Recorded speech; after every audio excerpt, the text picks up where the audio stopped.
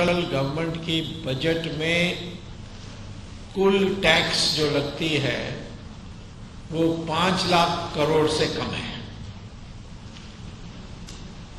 और आप देख रहे हैं कि आज हर डील में इतनी बड़ी नुकसान हो रही है कि हम यदि इस सारे साधन को हम नीलाम करते तो टैक्स की जरूरत भी नहीं होती।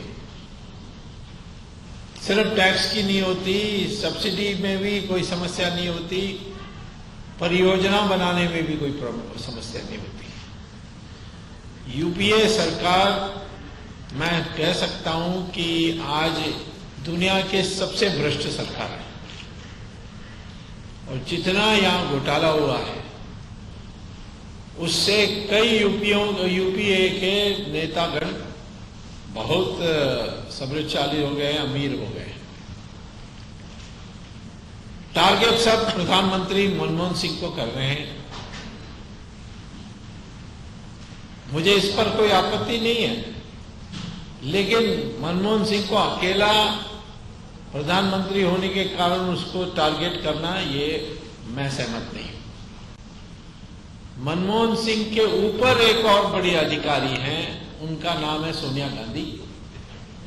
और इसीलिए मनमोहन सिंह और सोनिया गांधी दोनों को इस्तीफा देकर जाना चाहिए।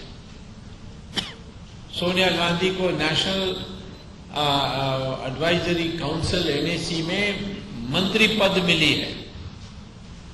वो सरकारी नौकर है, जैसे प्रधानमंत्री भी हैं। तो इसीलिए मैं कहता हूं कि मनमोहन सिंह को निशाना बनाना आसान है, वो जवाब दे नहीं सकता, वो तो वैसे ही चुप बैठे रहता है। निशाना बनाना चाहिए सोनिया गांधी को, क्योंकि असली ताकत उसी की है। और मैं जानता हूं कि दोनों में, कोयले में भी, स्पेक्ट्रम में उन्होंने चिट्ठी लिखी थी राजा को कि तुम नीलाम करो। राजा ने बात को ठुकरा दी। किस हिम्मत पर? कि सोनिया गांधी ने राजा की रहनुमा बनने के कारण उसने ठुकराई। और सबसे बड़ा हिस्सा स्पेक्ट्रम की घोटाला में जो रिश्वत मिली है उसमें सोनिया गांधी को सबसे ज्यादा मिला। 60% जो रिश्वत की पैसा थी वो उसको मिली। आज सोनिया गांधी को दुनिया में चौथा नंबर अमीर राजनीतिज्ञ मानते हैं, लेकिन अब नंबर 2 हो गई, क्योंकि जो इसके पहले 2 थे, एक था गद्दाफी, वो मर गया, और दूसरा था वो इजिप्ट का मुबारक, वो तो जेल में चले गया, उसकी सारी संपत्ति की जब्त हो गई। तो इसीलिए आज नंबर 2 रैंक में है, और ये थोड़ी दिन में नंबर 1 नहीं हो जाएगी। ये इतनी गरीब परिवार से आई कि इसको नौकरी करने के लिए लंदन में जाकर के नीच काम करना पड़ा। और आज हमारे देश की लूट करके दुनिया के नंबर 1 बनने वाली राजनीतिज्ञ हो गई अमीरी दृष्टि से। तो मैं ऑपोजिशन से भी ये कहता हूं कि सिर्फ मनमोहन सिंह का नाम लेने से ठीक नहीं है, सोनिया गांधी का नाम भी साथ ही साथ लेना चाहिए। मनमोहन सिंह का एक ही दोष है कि वो ये सारा होते हुए देखते रह गया, विवश हो गया। जैसे भीष्माचार्य द्रौपदी की वस्त्रहरण में देखते रह गए, विवशता के आधार पर। मैं मांग करता हूं कि इन सारे घोटालों पर कार्रवाई हो और उस कार्रवाई की देखरेख सुप्रीम कोर्ट को करनी चाहिए। यदि ये सरकार इस बात को नहीं मानी तो मैं जाकर सुप्रीम कोर्ट में केस डालूंगा, जैसे 2G में डाली थी, और सुप्रीम कोर्ट से कहूंगा कि सीबीआई आपके देखरेख में इस पर कार्रवाई करे और इन सब लोगों को जेल भेजना है। पहली बात यह है मुझे कहने का। दूसरी बात है कि पाकिस्तान की आईएसआई ने जाली नोट के आधार पर हमारे देश में बड़े पैमाने में उपद्रव पैदा करने के लिए प्रयास कर रही है। जो बेंगलोर में हुआ, जो बल्क एसएमएस भेजे गए थे, वो पाकिस्तान की आईएसआई के इशारा पर हुआ। जो बोडोलैंड के साथ मारकाट हुई आसाम में, वो भी पाकिस्तान से प्रभावित बांग्लादेशियों ने किया। पहला कदम भारत सरकार को उठाना है कि जो भी हिंदू पाकिस्तान और बांग्लादेश छोड़कर आया उसको तुरंत यहां रहने की अनुमति मिलनी चाहिए। भले उनको शरणार्थी घोषित करें ना करें वो महत्व नहीं है, परंतु उनको हमारे देश में रहने की अनुमति होनी चाहिए। और दुनिया में जहां भी हिंदू है वो हमारे देश में कभी भी आ सकते हैं, क्योंकि हिंदू निशाने पर है। क्रिश्चियन और मुस्लिम हिंदुस्तानी जो बाहर हैं उनको किसी ने निशाना नहीं बनाया, लेकिन हिंदू का हाल अनेक देशों में बुरा है। तो इसीलिए मैं चाहता हूं कि भारत ऐलान करें कि जो भी हिंदू कहीं भी है वो आखिर में कभी भी हिंदुस्तान आ सकता है।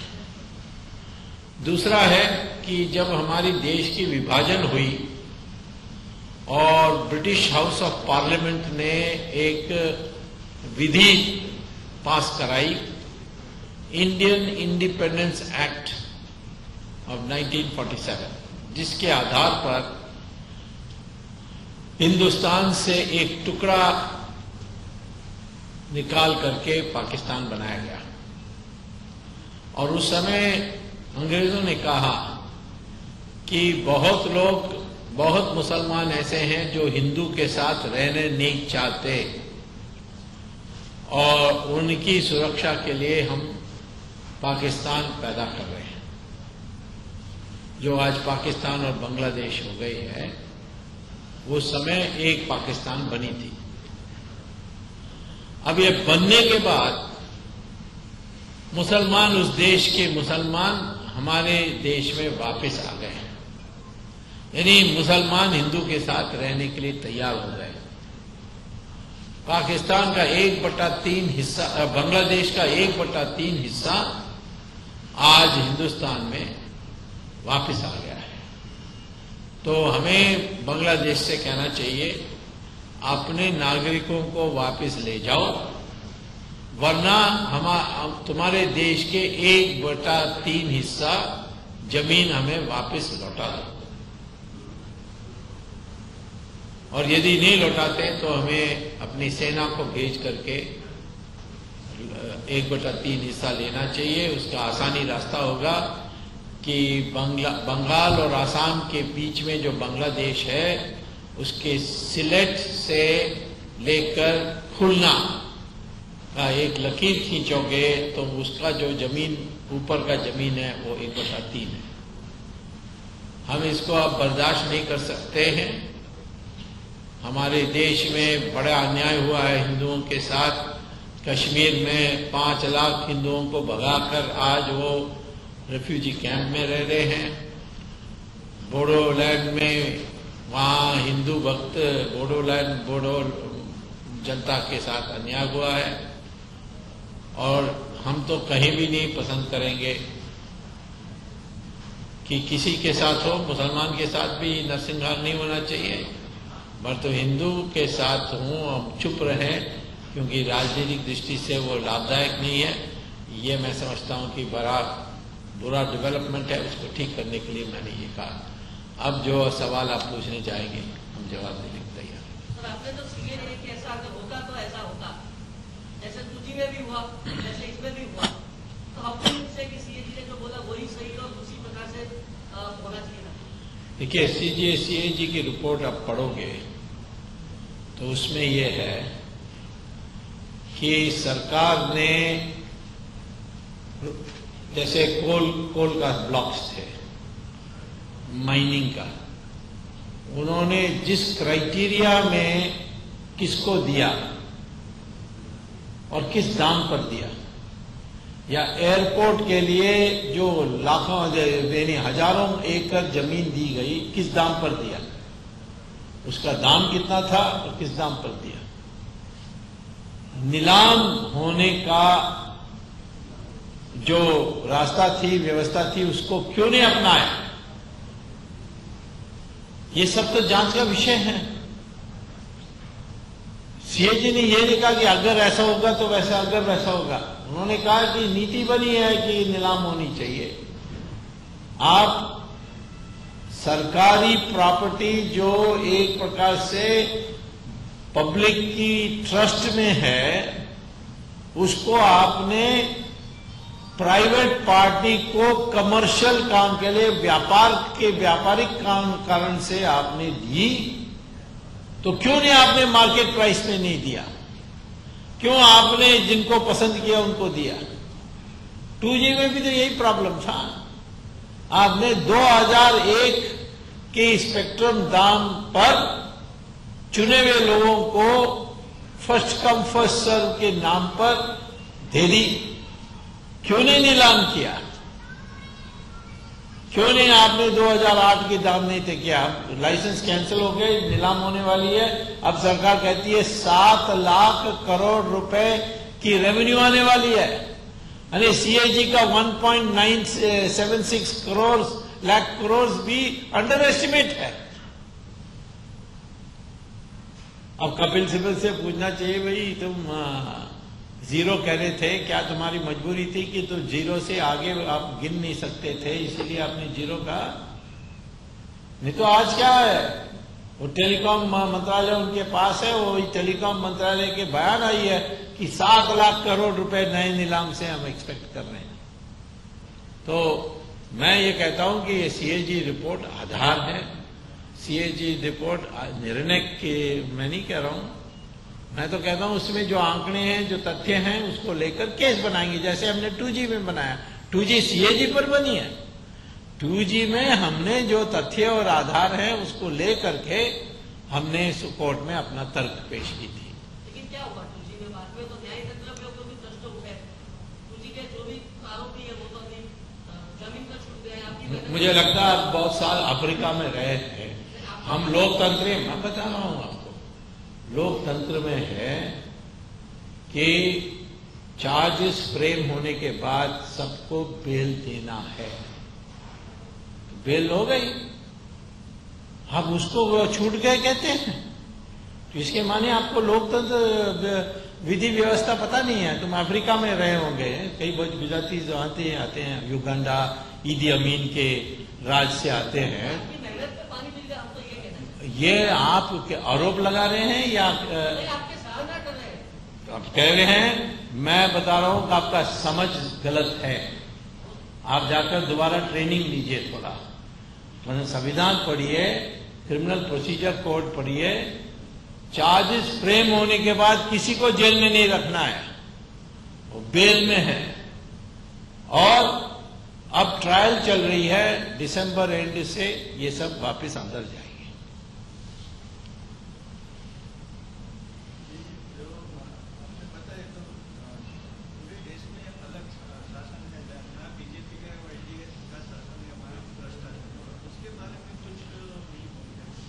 मैं इसलिए नहीं बोलता हूं क्योंकि मुझे तनख्वाह आप नहीं देते हैं ये भ्रष्टाचार का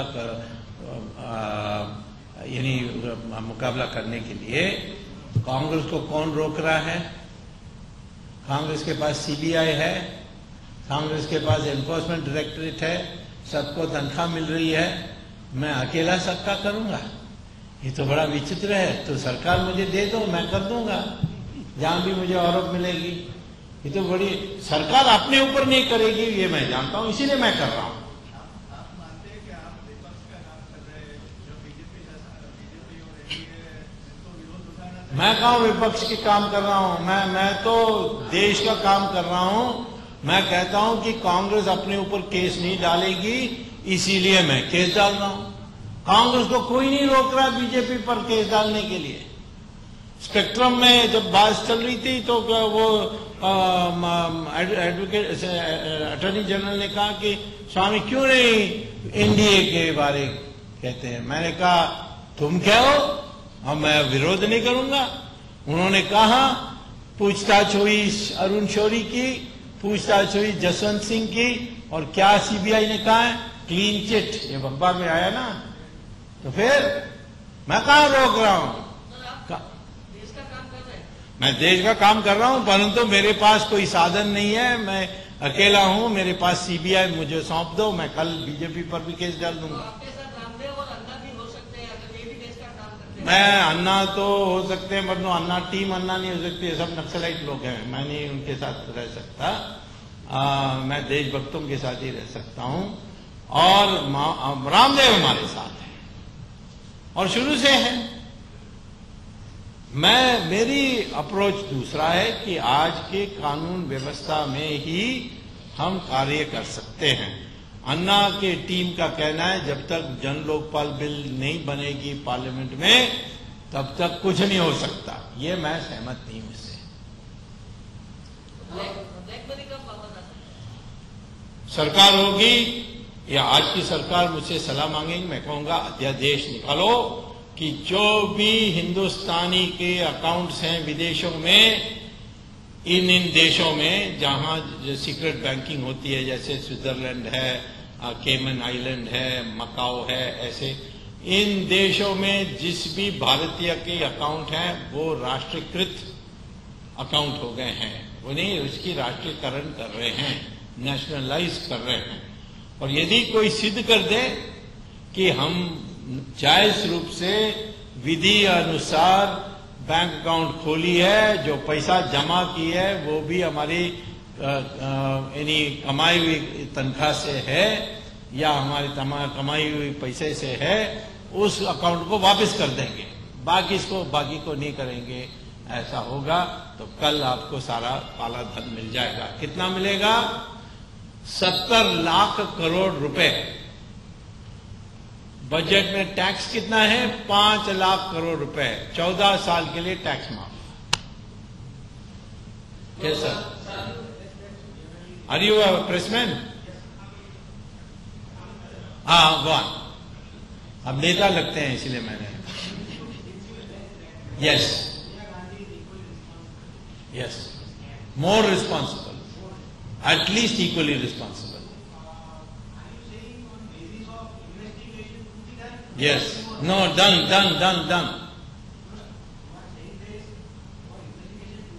Yes. I have, without evidence I never talk. Why should I? I will tell the court. Who are you to ask me for evidence? The court I will give. When I go to the court, I will give. I am making an allegation, you can ignore it. I am telling you on the basis of the fact that I have a track record that all my allegations have been finally proved to be right. I have not made one allegation which has been proved to be wrong. But I am giving you a preview that Sonia Gandhi is corrupt and has a hand in every deal in our country. And she has got 1 lakh crore rupees, equivalent of 1 lakh crore rupees, that is about $20 billion. In foreign bank accounts. Sir, आपने चिदम्बरम पर allegation लगाए तो उन पर तो finance minister बना दिया आपने। वो होम मिनिस्ट्री से तो हटा दिया ना। आप फाइनेंस मिनिस्ट्री बने, वो तो सारा चोर की जमात है ये आज की कैबिनेट, तो उसमें कौन सी बड़ी बात है कोई फाइनेंस मिनिस्टर बने, कोई ऑयल मिनिस्टर बने। उसका तो अभी सुप्रीम कोर्ट में ऑर्डर्स रिजर्व्ड हैं, आने दीजिए ऑर्डर्स। अब तो इसके चार चार्जेस हो गए हैं। एक तो उराना 2G, जिसमें ट्रायल कोर्ट की जज को गैर समझ के कारण वो छूट गया, माने उसने मान लिया कि राजा और चिदम्बरम ने, मैंने सिद्ध कर दी है कि दोनों ने मिलकर फैसला किया था। उसने ये कहा कि परंतु मैंने ये सिद्ध नहीं किया कि उसकी आपराधिक मंशा से किया। अब मर्डर में आपराधिक मंशा की आवश्यकता होती है, बलात्कार में हो सकती है, परंतु करप्शन में, करप्शन एक्ट में कोई आपराधिक मंशा का सवाल ही नहीं है। और एक हाईकोर्ट का जजमेंट भी है। अब पता नहीं ये जज को ये पता कैसा नहीं पता लगा। तो मैं सुप्रीम कोर्ट में गया, बहस की, ऑर्डर्स रिजर्व हैं, जज इन दिनों में स्वास्थ्य अच्छा नहीं है, परंतु 27 तारीख से शुरू होगा, उस दिन के बाद आएगी। तो केस, पहला केस ये। दूसरा केस एयरसेल मैक्सिस डील, जो एक इंडियन कंपनी को मलेशियन कंपनी को बेचने के लिए मजबूर किया, वो डील आज सीबीआई ने एफआईआर रजिस्टर किया, परंतु सिर्फ मारन का नाम लिया है। मैंने कहा चिदम्बरम का भी नाम जोड़िए, क्योंकि फॉरेन इन्वेस्टमेंट प्रमोशन बोर्ड की उस समय फाइनेंस मिनिस्टर के रूप में वो अध्यक्ष था और उसने उसकी अनुमति दी थी जब वो नाजायज था। तो उसका भी नाम रखने के लिए मेरा बहस सुप्रीम कोर्ट में 27 को होगी। और तीसरा है कि 42 युवकों को 25 साल पहले मीरठ के एक इलाका हाशिमपुरा इलाका में वहां के सशस्त्र पुलिस प्रोविंशियल कांस्टेबलरी पीएसी ने जाकर ट्रक से उस मोहल्ला से 42 लड़कों को उठा करके ले गए एक नहर के किनारे में 20 किलोमीटर दूर में, और फिर एक एक युवक को उतारा और गोली से उनको मारा। और ये चिदम्बरम का हुक्म पर हुआ। ये केस भी 30,000 में मैं दर्ज कर रहा हूं। चौथा, श्रीलंका में प्रभाकरन को श्रीलंका के फौज ने घेरने के बाद चिदम्बरम ने अपने दूत को भेजा और प्रभाकरन को कहा कि ये दस्तखत कर दो कि मैं पृथकवादी नहीं हूं और हम आपको हमारे बोट में, हमारी नेवी में आपको उठा के ले जाएंगे और सुरक्षित जगह में रखेंगे। ये एक आतंकवादी संगठन को मदद करना, ये अपराध है। ये चौथा केस है जब मुझे टाइम मिलेगा। आसाम के बारे में ये बांग्लादेशियों ने किया है। पाकिस्तान के आईएसआई की दी हुई जाली नोट के आधार पर हमारे रुपए अधिकांश, यानी 30% हमारी जो आज करेंसी है देश में सर्कुलेशन में, वो पाकिस्तान में छपी हुई है और वो उसके आधार पर है। देश में अराजकता फैलाने की उनकी इरादा है। जंग के मैदान में पाकिस्तान कभी जीत नहीं सकती, तो इसी तरीके से वो हमारे देश को कमजोर करनी चाहती है। बांग्लादेश को कहना चाहिए तुम्हारे बांग्लादेशियों को वापस ले जाओ, वरना जितना उसके अनुपात में जमीन है वो वापस हमें लौटा दो। Yes,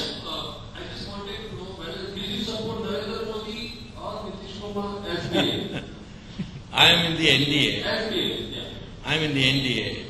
There is no proposal come so far. How I can say who to support? So am I also. So the question is, how can I say now, unless it becomes a part of the agenda item? Is it any proposal at all? There is no election also nearby. देखो, हम पत्रकार नहीं हैं जो अगर की बात करेंगे। हम तो तब कहेंगे जब मेरे सामने कुछ है। मेरे सामने तो कुछ है ही नहीं। नरेंद्र मोदी मेरा मित्र है।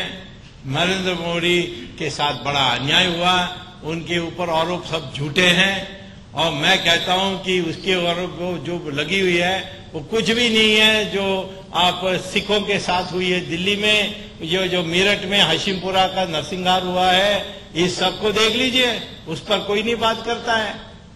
ऐसे ही उसका, और सब चाहते हैं कि हम वो गोधरा में कितना 55 महिला और 59 महिलाओं और बच्चों की जला दी गई। वो तो सब जानते हैं कि किसने किया, वो तो वहां के जो आतंकवादी मुसलमानों ने किया। उसके बाद भूलना है मुझे। पर ये यहाँ कोई वो पुलिस थाना में अपना कोई मिनिस्टर को भेजा, ये कोई आया? ये तो मजाक हो गया है। Me, there is no question of my supporting. There is no question. There is no vote coming. कहाँ है वोट? जब वोट आने दीजिए तब पूछिए।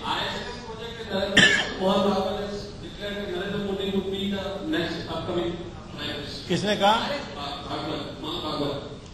मुझे तो नहीं कहा। अब आप अखबार में क्या छापते हैं मुझे कोई हिसाब ही नहीं है।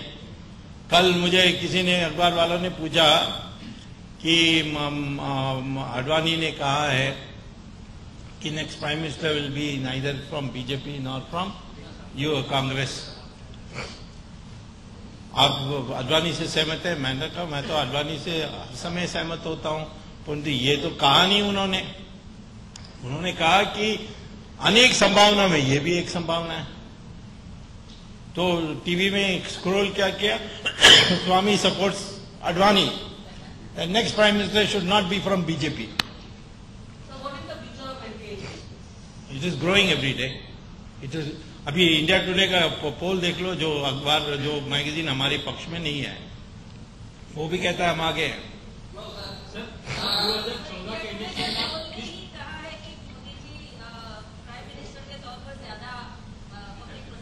हाँ, वो कहाँ है? तो मैं तो वही कह रहा हूँ ना, आप उनको देख लीजिए।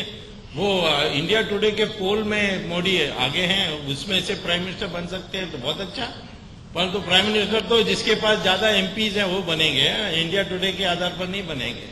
सर 2014 में किसकी सरकार आएगी? 2013 में ही इलेक्शन हो जाए तो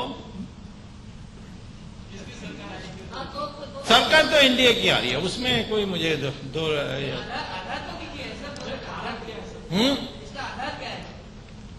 आधार है, मैं पीएचडी हूं, ज्ञानी हूं, दुनिया के देश भर का भ्रमण करता हूं, उसके आधार पर मैं इस निष्कर्ष में पहुंचा हूं।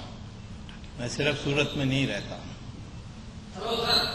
हाँ, सेंट्रल गवर्नमेंट कॉर्पोरेट स्कैम कर रही है, लेकिन उसके सामने आम आदमी के लिए कुछ गवर्नमेंट जैसे गैस, पेट्रोल, तो उसके लिए कुछ ना कुछ नए रिस्ट्रिक्शन ला रही है। उसके बारे में आप क्या कहना चाहेंगे? ये तो इस सरकार की दिवालियापन, विचारों का दिवालियापन दिखाई पड़ रहा है। मैं आपको बता रहा हूं कि पहले जो एग्रीकल्चर कमोडिटीज में जो दाम बढ़ रही है, ऊपर जाती है नीचे आती है, ऊपर जाती है, ये सब काला धन के कारण है। ये इन्होंने गलत नीति अपनाई है कि forward trading in food grains and agriculture products.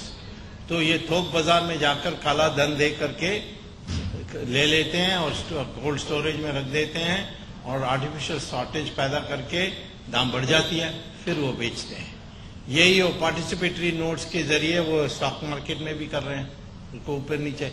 ये सारा काला धन का सवाल है और मैं समझता हूं कि काला धन हट जाए तो ये हमारी इकोनॉमी बढ़ जाएगी, स्थिर हो जाएगी और पूंजी भी बढ़ जाएगी, तो इसीलिए ग्रोथ रेट भी बढ़ जाएगी।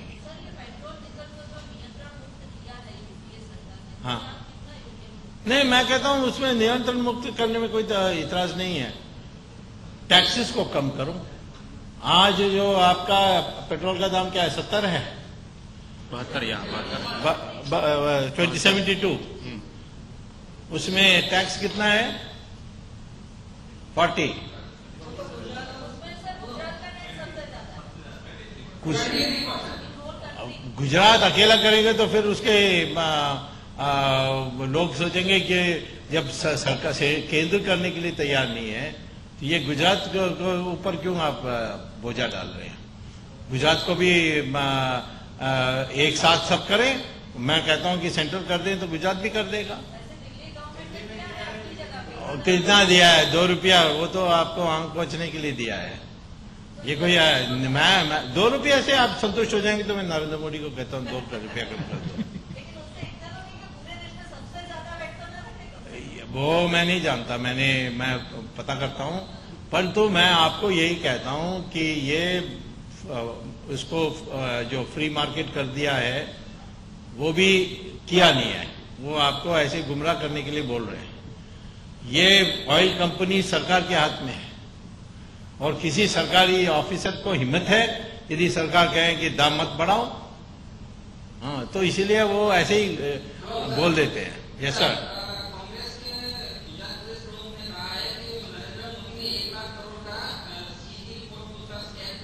अच्छा, कांग्रेस वाले क्यों केस नहीं डाल रहे हैं? सीएजी रिपोर्ट पर कांग्रेस आगे क्यों नहीं बढ़ रही है? ये कोई रेडियो कमेंटेटर है, क्रिकेट मैच देख रहे हैं कि बॉल आया, वो सहवाग ने सिक्सर मार दिया। ये कोई काम है का पॉलिटिशियन का? सीएजी रिपोर्ट आई है, ऐसा है तो केस डालो, सीबीआई को लिख दो, केंद्र सरकार को लिख दो, मोदी को भी लिख दो कि आप इसका जवाब दीजिए। वो कुछ नहीं करते कांग्रेस वाले, भ्रष्टाचार के बारे में बोलने वाले महाभ्रष्ट लोग। क्या है ये? तो हास्यास्पद है। देश का इतिहास, कांग्रेस की ज्यादा सरकार, बाद में एनडीए बीजेपी की सरकार, बीच की जितनी भी सरकार आई, इंक्लूडिंग लोक जनता पार्टी, मोरारजी काका, चरण सिंह जी, विपिन सिंह जी, मोरारजी काका के कारण आज आपको बोलने की आजादी है, ये मत बोलना है। अब नहीं आते तो आप जेल में होते आज। ये कहना चाहता हूँ कि वो क्यों निष्फल रहे प्रयोग, कितने उनकी मुदत कितनी शॉर्ट क्यों रही, ये प्रयोग क्यों सफल नहीं? अब पिछले बार नहीं हुआ तो आगे लंबा नहीं होगा, ऐसा नहीं मान सकते आप। वैसे एनडीए तो 6 साल रही ना, इसके अलावा क्यों? ये तो जैसे अवधि बढ़ेगी वैसे लंबा होते जाएगी। अब अगले एनडीए सरकार 30 साल रहेगी।